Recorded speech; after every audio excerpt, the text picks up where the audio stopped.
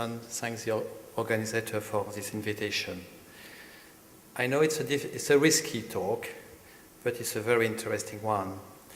And I think it's interesting to start, because it is the 50th anniversary, that you have a look at what was published 50 years ago as MS trial in the famous journal, The Lancet.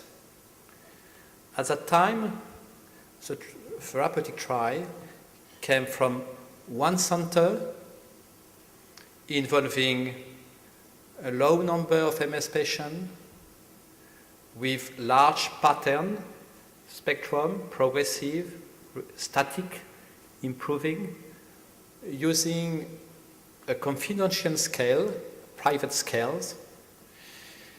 And now look at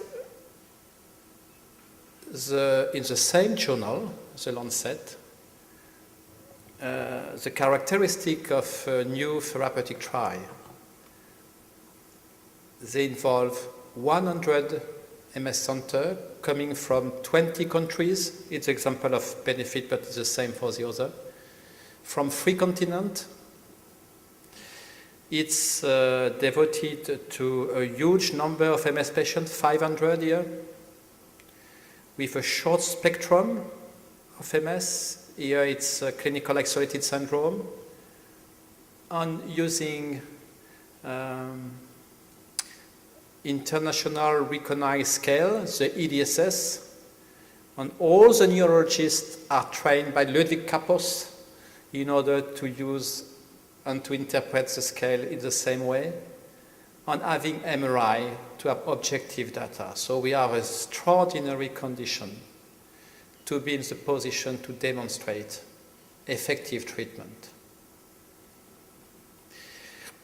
From 1961 up to 1995, we had no approved drug for MS, unless in some country they use azathioprine, cyclophosphamide, but it was not clear that this drug was useful for MS patients. Then, for the last 15 years, we have 4 medications: interferon beta, Copaxone, mitoxantrone, natalizumab, and we know well the short-term efficacy of this drug, the long-term safety, and also the impact of quality of life. And then we are going to move with new medication in the coming years, oral medication or antibody, monoclonal antibody medication. But I think it's important at this stage, when we are talking about effective therapy, that you have a look on what was the data that leads the national agency to approve the different medication for MS. What was the primary endpoint of each trial that lead to this approval? And what was the magnitude of the effectiveness of this treatment? So the first was interferon beta 1b. It was published in the early 90s in neurology. And what they demonstrated, it's just that compared with the placebo, in the relapsing remitting MS patient, you had a 30% decrease of relapse rate, and the number of relapse-free patients moved from 18 to 36, a double, but compared with 118 MS patients that receive interferon beta, you measure that it is still a limited impact of this medication. Then interferon beta 1a intramuscularly once a week, that demonstrated that in relapsing MS patients, they had a reduction of 1 point EDSS progression in the patient receiving interferon beta. And then the third, interferon beta, REBIF, that demonstrated in a 3-arm trial comparing two dosage to placebo, that there is a drug, there is the quantity of interferon might impact the effectiveness of interferon beta, and you had a better result with 44 microgram compared with 22, but still you demonstrate an impact, but it's an impact that remain limited compared with if we wanted to have a 100 control of the disease. And in the same way, with Copaxone, in relapsing remitting patients, we demonstrate in the same magnitude in impact of this medication on relapsing remitting MS patients. And then it was completely logical to look at a patient having a secondary progressive MS patient. And we were completely disappointing. Also, when was published the first European trial, we claimed that we had a medication for secondary progressive MS patient because in the European trial we have some impact on the disability progression. But the three following trial involving more than 2,000 MS patients were unable to demonstrate an efficacy at this late stage of the disease. And so we decided to go in the other direction. And it was for the neurologists, I remember very well the discussion. It was really a revolutionary attitude because at this period, still in the 19th, we were in the mood not to discuss with the patient that he was having MS, possibly MS, after the first clinical event. In many countries, we were waiting to discuss with the patient of MS where he is starting to be disabled with the disease. So it was very difficult to accept, I would say, in the position of the neurologist, to discuss with the patient that he might have MS and to perform such a trial. But it was, the result of that is that we were in the position to demonstrate that at this very early stage, the same medication that have a 30% impact reduction of the risk of relapse was better in this early population, with a 50% reduction of risk of new relapse. This means clinical definite MS, having clinical definite MS, with Avonex, with interferon beta 1b, and also with more recently with Copaxone, we have exactly the same magnitude of the impact, about 50%. And now we have other medications that we call second-line therapy. And for this medication, we have to discuss quite carefully with the patient, and we have to discuss, in one hand, the benefit of this drug. On the other hand, we have to discuss the potential serious side effect that cause this medication. And it was really clear with natalizumab that we were having a very strong drug. You know, natalizumab is a medication that blocks the migration of white cell from the blood to the brain, causing an immunosuppressant impact into the brain. But this medication have a double impact on relapse, on EDSS progression. It was interesting, as you know, we didn't clearly demonstrate that the immunomodulatory agent had similarly in impact on disability progression during the relapsing remitting phase of the disease. We have demonstrated that immunomodulatory agents have some impact in clinical isolated syndrome. It has been demonstrated in benefit trial, but in relapsing remitting trial, it was not clear that we were in the position to demonstrate such impact on disability progression. With Tysabri, we have demonstrated this double impact on disability, on relapse on relapse rate, on disability progression.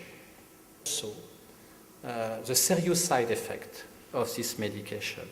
And the good news have been published during this summer is that we are in the position to discuss more carefully with the patient the risk, the major risk of this medication, which is progressive multifocal leukoencephalopathy. You know that in the general population, 50% of the population is have the G virus antibody into its body, and you can measure the status of any patient, any subjects concerning this virus. Now, 50% of the population is anti-G virus positive, and 50% is negative.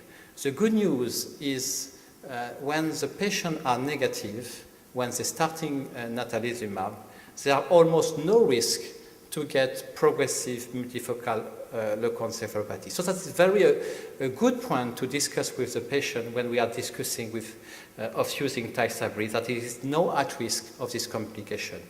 On the contrary, for those that are positive, we have to discuss carefully that there is clearly a risk of this fatal complication. This risk that is increasing with time, and it might be increased if the patient has received before Tysabri an immunosuppressant agent. There is also, as a second-line therapy, mitoxantrone that have been approved on the basis of these two trials. And I think mitoxantrone is a very efficient drug for aggressive MS, for aggressive relapsing MS. And we have demonstrated on clinical ground, on disability, on relapse, on MRI, that using mitoxantrone reduces of 80% the risk of progression, of activity of the disease. But there is the concern of some serious side effect that we have just measured and published during this summer, having followed 800 of patients treated with mitoxantrone and follow more than 5 years. We were in the position to discuss with the patient the magnitude of the risk when using this drug. We need a very careful monitoring of cardiac, and we have the risk of cardiac failure that was observed in one patient out of 800. We have the risk of acute leukemia that was observed in 2 of these patients. There is the risk of amenorrhea, especially in older women taking this drug. So to summarize, where we are actually with effective therapy, we have therapies that have clearly demonstrating an impact on relapse rate, on that is, I would say, 30% impact reduction compared with placebo for the immunomodulatory agent, of 60% for the approved immunosuppressive agent. So what's the future? It's incredible. It's incredible. We have a quantity of new medications that are studied at the present time. And I have no time to go to each of them. And they are on this cartoon presenting at the different level of the scientific advance before being to the market. But I would like to focus on 2 types of new medication, oral drugs and on new monoclonal antibodies therapy. You know, the first oral drug will be available for you, for the patients, by the beginning of 2012. And on the basis of 2 major studies that have been published last year in the New England Journal of Medicine, and they demonstrated quite clearly that in relapsing remitting patients, Gilenya, FTY 7 and 20 demonstrated a double impact on relapse, on disability progression, And also they demonstrated that the impact of this drug was stronger than a low dose of interferon, at least for the first 12 months of prescription. But we have to notice that it's a so original drug. This drug blocks the circulation of lymphocyte in the bloodstream. The lymphocyte remain in the lymph node. It's a very new medication, and we have no clear data that was the consequence of this drug for a long period of usage. During the trial, the medication we have to monitor very carefully the patient on cardiac, on infection, on skin reaction. And we had serious adverse events only in the group of patients that receive an high dose of Gilenya, 1.25, but it's not the dosage that will be in the market. We didn't have such serious side effect with the low dose, but anyway, we have no red flag, clear red flag, but we have to wait before knowing with long usage of this drug on in specific category of patients if there were some possible side effects that we have to discuss with the patient where we are starting the use of this medication. Other oral drugs are just coming soon. They are already finished the phase 2, phase 3 trial with promising result, teriflunomide, lakinimod, fumarate. I don't go in the detail, but they are quite in the same line of efficacy that the immunomodulatory agents, but they will have the advantage to be oral medication. For the cladribine demonstrated a very good clinical impact, but the national agents, the FDA, the EMEA, looking at the side effects, the risk of cancer that looks rather increase, possibly increase, wanted to delay their decision to approve such medication. We have to consider before starting on using this drug both the balance between the benefit, the potential benefit, and the potential side effect.